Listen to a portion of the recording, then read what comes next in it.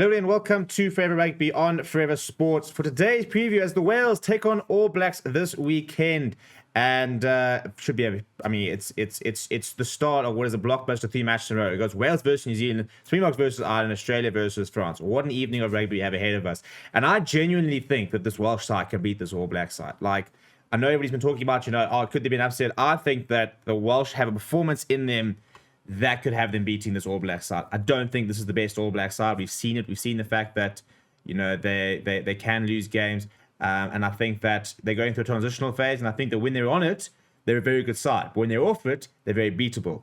And I think if Wales catch them on a day when they're off it and Wales play well, and there's some very nice Welsh players in this side, I genuinely do think that they can win this game. But it's not going to be an easy feat by any means. Before we look at the two teams, please do smash a like on the video and subscribe to the channel as well. We'll start with the Welsh. And this is what they're looking like. Now, the big sort of absentee is no Dan Biggar, who's been ruled out of the Autumn Nations series. As a result, a lot of responsibility on Gareth Anscombe. And I think if Dan Biggar had played, obviously would have just helped the Welsh, really try and beat them. But I do think that Anscombe's a very accomplished fly half. And if he has his day, again, he's a player like that. If he pitches up on the day, he could run the show.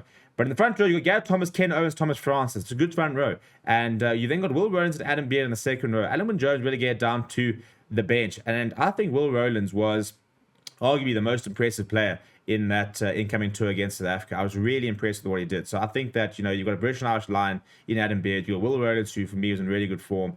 I think Ken Owens is a very good player. I like Gareth Thomas. So I think that tight five is very much going to compete with the New Zealand tight five, who for me have struggled this year and haven't been as dominant as previous ones. If you then look at the loose trio, you've got Justin TIPURIC, who does captain the side, back into to Welsh colours after being ruled out with injury for the incoming series, stuff like that. But he is back. I think that a lot of sort of speculation about whether he was going to start or not. But I think that he's a player. I think we forget how good he was before his injury, and if he can get back to playing like that, then I think he'll be fantastic for Wales, as he's often been. You then got Tommy Riffel, Turnover Tommy, Tommy Turnover, as he's been referred to after his brilliant series against Springboks. Then you've got Talapa Failtau, the wrecking ball at 8. It's a very good loose trio. I think it's a very good pack. I think this Welsh pack excites me. I think that's what I think is really going to give them the edge, because I think they've got a backline player who can really have a go at New Zealand. So if you look at the backline, Thomas Williams, partners, Gareth Anscombe. You then got Rio Dyer, who's on debut, a surprise debut coming in for him. Not too many people really sort of backed or expected to see that. But Wayne Pivac having no issues handing out a day or two, Rio Dyer. You then got Nick Tompkins and George North in the centres. George North at outside centre is something we haven't really seen the best out of him just yet.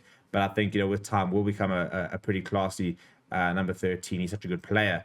And I think, they very much see him as the outside centre for the World Cup. And so he needs to play as many matches as possible. Louis Rees-Zammit, absolute athlete, stupidly fast, and a very good all-round player, to be honest. Very good defensively. He's actually got a very nice boost in him as well. And then Lee Halfpenny, who's back in the side and at 15.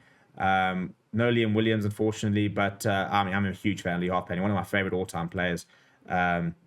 So there's a lot of experience in the side. And they're coming off the bench. Ryan Elias, Nicky Smith, Dylan Lewis in the front row. Then got Alan Jones and his 150-odd test caps, as well as Kraus Chizuna, who's very much on the opposite end, very young, but very exciting player, very hard ball carrier.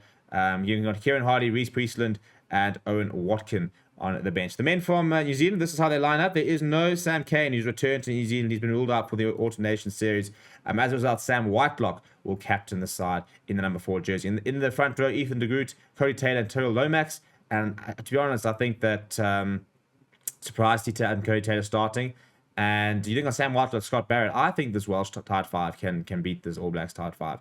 And I think if they can, I think it sets them up perfectly to really try and push them throughout the game. It is a good loose trio in Shannon Frizzell, Dalton Papali'i, and Dardy Severe. I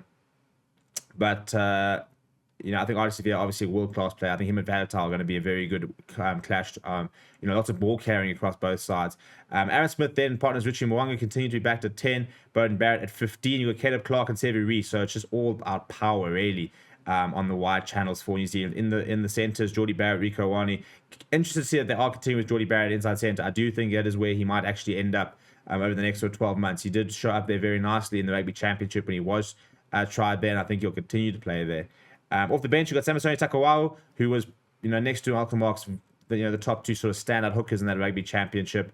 Very good line operator, very good ball carrier, and very solid player. Alpha Tu'ungafasi, I think, making his 50th appearance for the All Blacks, and Fletcher Newell, who's still sort of getting to grips with international rugby. You then got Tupo Vai Akirawani as the replacement forwards. Your replacement backs are Brad Weber, David Havili, and Anton Leonard-Brown. Very good to see Leonard-Brown back in the New Zealand 23. They're both very good sides. I do think that this Welsh side are not to be underestimated. I think they've got players. I think you look at Wales, there are players who can make a big difference. There are players who can change matches in the likes of a Faletau, in a TIPURIC who plays well, in a George North, a Lee Harpenny. I think they've got match winners in their side. So do New Zealand, though. I think, Ali Sevilla, Bowden Barrett, Geordie Barrett, Richie Mwanga, all those sort of players, but they also rock up. Rico Awani is a very good operator at 14. We know the power that the wings in the likes of Caleb Clark and Sevi Reece do produce. But the question is, can this New Zealand tight five really compete with the Welsh tight five in what will be very trying conditions? Although, having said the trying conditions, the stadium roof will be closed, which will make life a lot easier for the All Blacks. Bit of a strange decision, that, if you ask me. But let me know what you think of this clash down in the comments below. Please do smash a like on the video and subscribe to the channel as well. Thank you very much for watching. My name is Steven, and I'll chat to you soon.